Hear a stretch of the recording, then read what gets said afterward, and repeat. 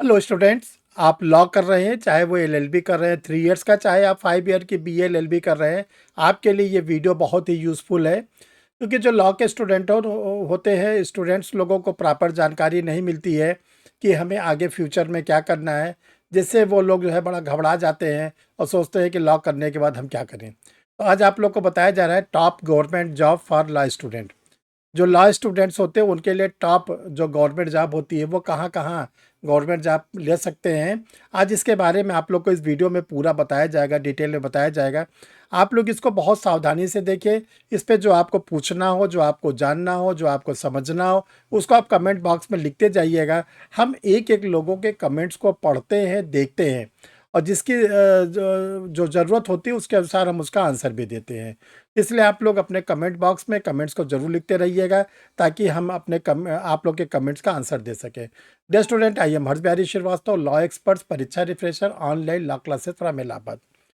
Dear student, जिन students ने अभी तक परीक्षा रिफ्रेशर के ऑनलाइन लॉ क्लासेस को नहीं ज्वाइन किया है, आप यूट्यूब चैनल पर नहीं जो सब्सक्राइब किया है परीक्षा रिफ्रेशर के यूट्यूब चैनल को, आप सब्सक्राइब कर लें। सब्सक्राइब करने का सबसे बड़ा फ़ायदा आपको ये मिलता है कि कोई भी वीडियो परीक्षा रिफ्रेशर का पब्लिश होता है तो आपको, जो आपका एंड्रॉयड सिस्टम होता है, मोबाइल होता है, उसमें इंडिकेशन आना शुरू हो जाता है कि परीक्षा रिफ्रेशर लॉ क्लासेस का कोई वीडियो पब्लिश होने जा रहा है।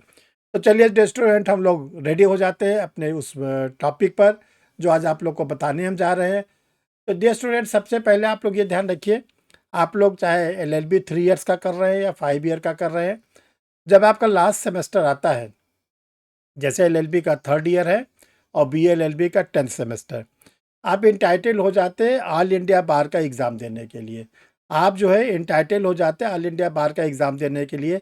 अब आप लोग जो एग्ज़ाम दे पाएंगे ए आई बी 21 जो जून 2026 में होना है। अब जो लोग बीएलएलबी कर रहे हैं और 9th सेमेस्टर उनका कंप्लीट हो गया है, मार्च 2026 में इसका एडवर्टीजमेंट आएगा। यानी कि अगर वो मार्च 2026 में 10th सेमेस्टर में आ चुके हैं तो इंटाइटल हो जाएंगे एआईबी के एग्ज़ाम देने के लिए। जो स्टूडेंट मार्च 2026 तक एलएलबी के 3rd ईयर में रहेंगे वो भी इंटाइटल हो जाएंगे। देखिए, एआईबी के एग्ज़ाम को आप हल्का मत लीजिए, इसको आपको निकालना ही निकालना है। अगर आप इसको नहीं निकालेंगे तो बहुत सी चीज़ें आपको लॉ से रिलेटेड जॉब में आप रोक दिए जाएंगे। इसलिए एआईबी तो आपको निकालना ही निकालना है। एक तो नंबर पे ये ध्यान रखें। नंबर 2, आप स्टेट बार काउंसिल, जिस स्टेट में आप रहते हैं, यूपी, एमपी, बिहार, राजस्थान, महाराष्ट्र, वहाँ के स्टेट बार काउंसिल में आप अपना रजिस्ट्रेशन कराइए। क्योंकि देखिए, एआईबी जो होती है वो आपको प्रैक्टिस तो करने का अधिकार देती है, लेकिन जब तक आपका बार में रजिस्ट्रेशन नहीं होगा आपका कैसे करोगे, वो आप कर लीजिए। इसके बाद आपका एआईबी क्लियर हो गया, स्टेट बार में आपका रजिस्ट्रेशन हो गया, आपको सीओपी मिल गया, जिसको कहते हैं सीओपी, सर्टिफिकेट ऑफ प्रैक्टिस। अब आप बार एसोसिएशन के मेंबर बन जाइए, चाहे हाई कोर्ट बार एसोसिएशन के, चाहे डिस्ट्रिक्ट बार एसोसिएशन के मेंबर बन जाए। इतनी फॉर्मेलिटी तो आप जल्दी से जल्दी कर लीजिएगा। जितनी ये जो फॉर्मेलिटी आप किए रहेंगे, आगे आपके लिए उतने रास्ते खुल जाएंगे। तो ये तो एक फेज़ है, इसको तो आप करते रहिएगा। दूसरा फेज़ ये है कि आप जो एलएलबी के फाइनल ईयर में रहें, 9th जो आपका है, उसमें आप क्लैट पीजी का एग्ज़ाम दीजिए। जो क्लैट पीजी का एग्ज़ाम होता है, उसमें अगर आपकी रैंक बहुत अच्छी आती है, अगर आप विद इन 100 आते हैं, रैंक आपके जो ऑल इंडिया रैंक होती है विद इन 100 रहती है, आप 50वें नंबर पर रहते हैं, 5वें नंबर पर रहते हैं, 30वें नंबर पर रहते हैं, 60वें नंबर पर रहते हैं, तो आपके लिए एक बहुत बड़ा रास्ता खुल जाता है पीएसयू का। जो पब्लिक सेक्टर होता है उसका एक रास्ता खुल जाता है, और वहाँ पर आप जो वैकेंसी निकलती है उसमें क्लैट के थ्रू लेते हैं, आपको वहाँ पर फॉर्म डाल सकते हैं। फॉर्म में 2 फॉर्मेलिटीज़ होती है, जीडी होता है, ग्रुप डिस्कशन होता है, फिर इंटरव्यू होता है। अगर आप वहाँ सेलेक्ट हो गए तो आप जो होंगे मैनेजर की पोस्ट पर जाएंगे, लीगल मैनेजर की पोस्ट पर आप किसी पीएसयू में काम करें, अच्छी सैलरी मिलेगी, अच्छी फैसिलिटी मिलेगी। दूसरा, रेलवे से आप लोग के लिए एक वैकेंसी आती है सीएलए, चीफ लॉ असिस्टेंट। अगर आप इस एग्ज़ाम, लेकिन इसमें मांगते हैं कि आप रजिस्टर्ड एडवोकेट होने चाहिए, तो इसलिए ये एआईबी और बार काउंसिल का रजिस्ट्रेशन तो बहुत मस्ट है। अगर आप इसमें सीएलए में सेलेक्ट हो जाते हैं, फिर आप रेलवे सेंट्रल गवर्नमेंट में लॉ ऑफिसर के रूप में काम करेंगे, और ये बहुत ही अच्छी पोस्ट होती है डियर स्टूडेंट। तीसरे नंबर पर है आप इधर अपना क्या नाम है रजिस्ट्रेशन वगैरह करा रहे हैं, और आप स्टेट का एपीओ और कुछ स्टेट में एडीपीओ बोलते हैं। देखिए एपीओ और एडीपीओ का जो एग्ज़ाम होता है इसमें अभी रजिस्ट्रेशन नहीं मांगा जा रहा है, तो आप इसकी अपनी तैयारी करते रहें। देखिए जो एपीओ का एग्ज़ाम होता है ये क्लास 2 गस्टेड पोस्ट होती है, ये क्लास 2 गस्टेड पोस्ट होती है, और बिहार में तो इसको अब अभियोजन पदाधिकारी कहा जा रहा है।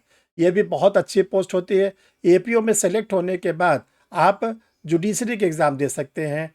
एपीओ में सेलेक्ट होने के बाद आप हायर जुडिशियल एचजेएस का एग्ज़ाम दे सकते हैं। ये फैसिलिटी आपको वहाँ मिलेगी। इसके बाद चौथे नंबर पर आपने अपना रजिस्ट्रेशन करा लिया, तो उस दिन से आपका प्रैक्टिस काउंटिंग शुरू हो जाएगा। जब प्रैक्टिस काउंटिंग शुरू हो जाएगा, जब 3 साल पूरा हो जाएगा, इस बीच में आप कोर्ट भी जाया करिए। जब 3 साल पूरा हो जाएगा तो अब आप इंटाइटल हो जाते हैं किसके लिए? जुडिशल सर्विसेज के लिए, जिसको सिविल जज जूनियर डिवीज़न कहते हैं। और अगर 3 साल प्रैक्टिस के बाद आप सिविल जज जूनियर डिवीज़न में जाते हैं, और सिविल जज जूनियर डिवीज़न में 4 साल आप काम कर लेते हैं एज ए जज। ध्यान समझिए, 3 साल आपने प्रैक्टिस किया है, इसके बाद आप सिविल जज जूनियर डिवीज़न में आ गए, आप मजिस्ट्रेट बन गए, जज बन गए, अच्छी सैलरी मिलने लगी, अच्छी फैसिलिटी में। 4 साल के बाद आप इंटाइटल हो जाते हैं डिस्ट्रिक्ट जज का एग्ज़ाम देने के लिए।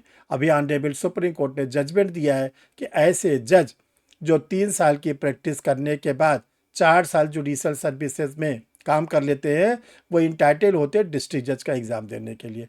देखिए ये ढेर सारी फैसिलिटीज़ आप लोग को मिलती है लॉ ग्रेजुएट होने के बाद, तो इसको आप लोग अडॉप्ट करके अपने फ्यूचर को बहुत अच्छा बना सकते हैं। तो ये सारी चीज़ें आपके सामने रखी गई। आप इसमें से कुछ चीज़ अगर कंफ्यूज हैं, कुछ जानना चाहते हैं, कुछ और जानना चाहते हैं, तो कमेंट बॉक्स पे लिखिएगा, हम आप लोग के एक एक आंसर बताते रहते हैं। डियर स्टूडेंट, देखिए परीक्षा रिफ्रेशर जो ऑनलाइन ला क्लासेस है, इस पे आप लोग को ऑनलाइन क्लासेस मिलती है। एपीओ की तैयारी करने वालों के लिए, जुडिशरी की तैयारी करने वालों के लिए, हायर जुडिशल की तैयारी करने वालों के लिए, और ऑल इंडिया बार का एग्ज़ाम की तैयारी करने वालों के लिए। जो लोग इसकी तैयारी करते हैं उनको लाइव क्लास मिलती है, यानी वो गूगल मीट पर लाइव क्लास लेते हैं। फिर उनको रिकॉर्डेड वीडियो मिलता है डेली का डेली, टेस्ट सीरीज में हिस्सा लेते हैं, और सबसे बड़ी बात है परीक्षा रिफ्रेशर लॉ क्लासेस के स्टूडेंट्स को स्टडी मटेरियल भी प्रोवाइड किया जाता है। तो ये सब सारी फैसिलिटीज़ आप लोग को मिलती है अगर आप परीक्षा रिफ्रेशर के लॉ क्लासेस को ज्वाइन करते हैं। ढेर सारी बारीकी आपको बताई जाती है, कोई भी वैकेंसी आती है तो आपको क्लास में बता दिया जाता है। ये परीक्षा रिफ्रेशर लॉ क्लासेस के अपने पब्लिकेशन है, जो जो मैटर पब्लिश होते हैं वो आप लोग के लिए बता दिए जाते हैं, आप उसको मंगा के उसको पढ़ सकते हैं।